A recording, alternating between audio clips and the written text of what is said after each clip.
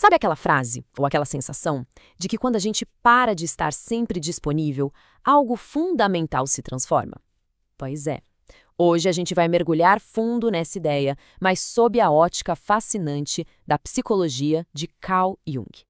Vamos começar por aqui. Essa frase pode parecer até um clichê, né? Algo que a gente vê por aí. Mas a verdade é que ela carrega uma profundidade imensa que se conecta diretamente com o conceito-chave do pensamento junguiano. É o nosso ponto de partida. Então, o nosso caminho hoje vai ser dividido em 4 partes, tá? Primeiro, vamos entender o que é essa armadilha da disponibilidade constante. Depois, a gente vai explorar o ponto de virada, aquele momento que força uma mudança. Em seguida, vamos ver o que acontece quando o inconsciente entra em cena com tudo. E por fim, como um novo eu pode nascer a partir de todo esse processo. Vamos lá, primeira parte. Vamos pensar no nosso estado mais comum, no piloto automático do dia a dia. Geralmente, a nossa mente está quase que 100% focada no mundo lá fora, nas demandas, nas expectativas, nos outros. É a vida da disponibilidade total. E olha que interessante o que a gente vê aqui.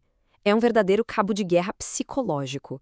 De um lado, o nosso ego consciente, super focado em se adaptar, em responder, em estar disponível para o mundo externo.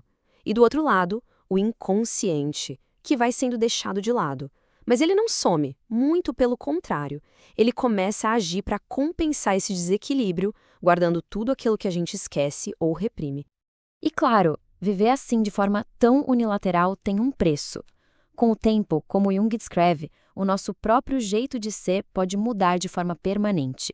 Pedaços inteiros da nossa personalidade podem simplesmente sumir da nossa vista consciente por anos a fio. E essa negligência com o nosso mundo interno vai preparando o terreno para uma explosão futura, deixando o psique, nas palavras do próprio Jung, miserável.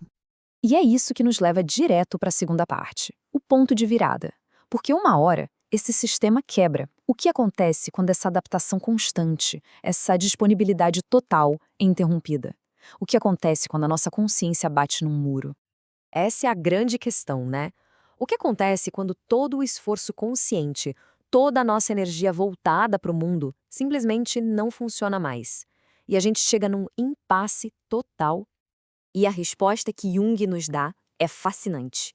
É exatamente nesse momento de bloqueio, de beco sem saída, que o inconsciente finalmente tem uma brecha para se manifestar. Essa indisponibilidade da consciência, na verdade, abre a porta para o que ele chama de iluminação, uma resposta que jamais poderia vir do nosso pensamento racional, focado no externo. Mas como é que a gente chega nesse ponto de indisponibilidade?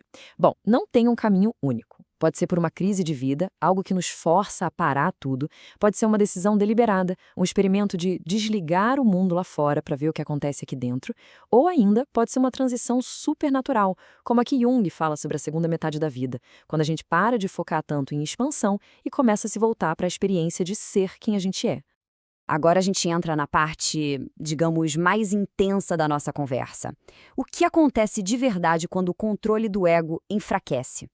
Prepare-se, porque a resposta do inconsciente costuma ser bem poderosa. Essa frase aqui é fundamental para a gente entender tudo. Esquecer alguma coisa, reprimir um sentimento, nada disso faz com que ele deixe de existir. Ele só sai do nosso campo de visão, mas continua lá, vivo e ativo, nas profundezas da nossa psique. E o Jung tinha uma analogia perfeita para isso. É como um carro que vira a esquina. Só porque a gente não está mais vendo, não quer dizer que ele explodiu ou desapareceu.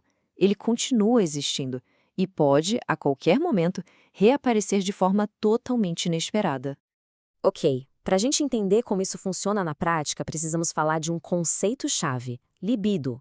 E calma, em termos junguianos, não é só sobre desejo sexual. Pense na libido como toda a nossa energia psíquica, nossa energia vital. Quando essa energia não encontra mais um caminho para fora, para o mundo externo, ela faz o quê? Ela volta, ela regride para o inconsciente, e é como se ela acendesse a luz de tudo que estava guardado lá. E como é que esse material inconsciente volta à tona? Bom, ele não pede licença. Geralmente, ele vem através de emoções muito fortes que parecem sair do nada e que colocam o nosso ego de lado. Sabe aquelas projeções que a gente fazia nos outros? De repente, a gente pode começar a perceber que aquilo, na verdade, é nosso. Embora essa viagem ao nosso submundo possa ser assustadora, Jung via nela um potencial imenso de renovação e de uma nova vitalidade. Beleza, passamos pela crise, pela erupção, e agora? Para onde isso tudo leva? É o que a gente vai ver na nossa parte final. Como esse processo, que muitas vezes é doloroso, pode nos levar a um lugar de maior integridade, a uma verdadeira renovação. Olha só essa comparação, ela resume muito bem a mudança de perspectiva. Na primeira metade da vida, o foco é em expandir, é a paixão, é o querer. Depois dessa virada, o foco muda. Vira a experiência de si, o dever que vem de dentro, a obrigação que a gente sente com a nossa própria alma, e não mais com o mundo lá fora. E é muito importante dizer, essa virada, essa grande separação, como Jung chama, ela dói. Não é um passeio no parque. Pode parecer uma crise, uma doença, uma quebra total. Mas na sua essência é a erupção de uma nova força. O impulso para a gente se tornar quem a gente realmente é.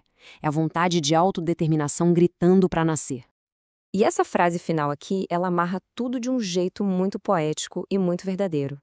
É um ciclo. Para que o novo possa começar, o antigo precisa terminar. Aquele velho modo de ser, aquela antiga disponibilidade, precisa cessar para que um novo centro, mais autêntico, possa surgir. Então, para a gente fechar, fica uma pergunta, uma provocação, na verdade. Deixar de estar sempre disponível não é só sobre impor limites aos outros, é principalmente sobre criar um espaço interno de escuta. Se o barulho da consciência, sempre voltada para fora, diminuísse um pouco, que voz, que mensagem emergiria das suas próprias profundezas? A resposta, no fim das contas, é única e intransferível.